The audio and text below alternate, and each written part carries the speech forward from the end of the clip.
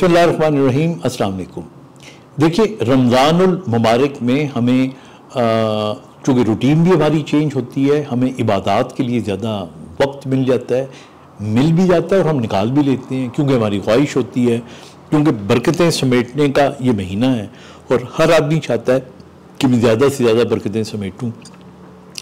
तो इस महीने में जहाँ पे और इबादत हम करते हैं वो तो अपनी जगह पे हो गई, लेकिन जो मेडिटेशन है अगर उसमें थोड़ी सी आप तवज्जो देना शुरू करें तो ये आपको स्पिरिचुअली बड़ा स्ट्रॉन्ग कर सकती है। और मेडिटेशन ज़ाहिर है कि इबादत के दौरान तो आप करते ही हैं, आप नमाज़ पढ़ते हैं, आप नमाज में ज़ाहिर है कि अल्लाह को जहन में रख के जब नमाज़ पढ़ रहे होते हैं तो इससे बेहतर मेडिटेशन क्या हो सकती है। फिर जब आप दुआ मांग रहे होते हैं तो दुआ का मतलब होता है कि आप डायरेक्टली अल्लाह से राब्ते में आ जाते हैं।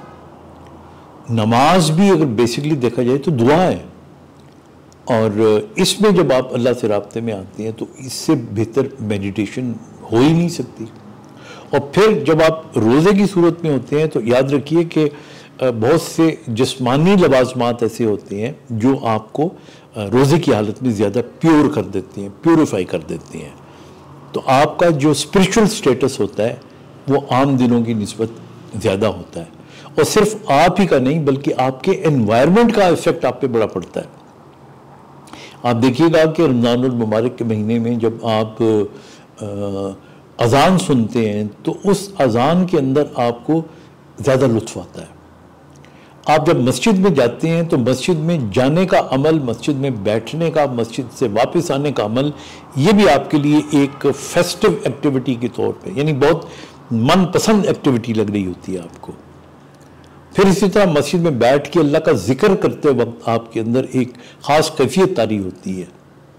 ये जो कैफियत तारी होती है ये भी आपको रूहानी तौर पे मजबूत बना रही होती है। फिर आपको एक किस्म का आपको एहसास होता है कि भाई मैंने इस महीने की नीमतों को समेटना है। तो आपका जो फोकस होता है वो आम दिनों महीनों की निस्बत वो अल्लाह की तरफ उसका रुख ज़्यादा होता है। जो तो अल्लाह के नेक बंदे हैं उनके लिए तो पूरा महीना ही ऐसा होता है, लेकिन जो हम जैसे गुनाहगार होते हैं तो कम से कम उनको ये मौका मिल जाता है, और इस मौके से बाज़ औक़ात कंटिन्यूटी के तौर पे पूरा साल अच्छा गुजर जाता है आपका। तो इसलिए मैं समझता हूँ कि दो चार काम जो कि अगर रमज़ान में हम करें तो हमारी इम्यूनिटी बेहतर हो सकती है, हमारा फोकस बेहतर हो सकता है, मेडिटेशन से हमारी रूहानी स्ट्रेंथ आ सकती है। उन कामों में एक तो जो नमाज है अगर वो बाजमात पढ़ें, इसी तरह अज़ान जो है वो ज़रूर सुने, उसको सुनना भी एक जो है एक सवाब है और उसकी एक लज्जत है उसकी। और जो अज़ान दे सकते हैं उन्हें चाहिए कि अज़ान देना भी चाहिए और मस्जिद में जाके अज़ान दें। और फिर ये कि इस महीने में आपने खुश अखलाक़ी का मुज़ाहिरा करना है, क्योंकि मज़हब की जितनी भी तालीमात हैं at the end of the day उन तालीमात का मकसद ये होता है कि एक ऐसे माशरे की तश्कील दी जाए जिसके अंदर सब्र हो, जिसके अंदर टॉलरेंस हो, जिसके अंदर एक दूसरे की रिस्पेक्ट हो, जिसके अंदर अच्छाई का पहलू उभरे, जिसके अंदर अदावतें ख़त्म होनी चाहिए, जिसमें ग़ीबतें नहीं होनी चाहिए। ये ऐसा महीना होना चाहिए।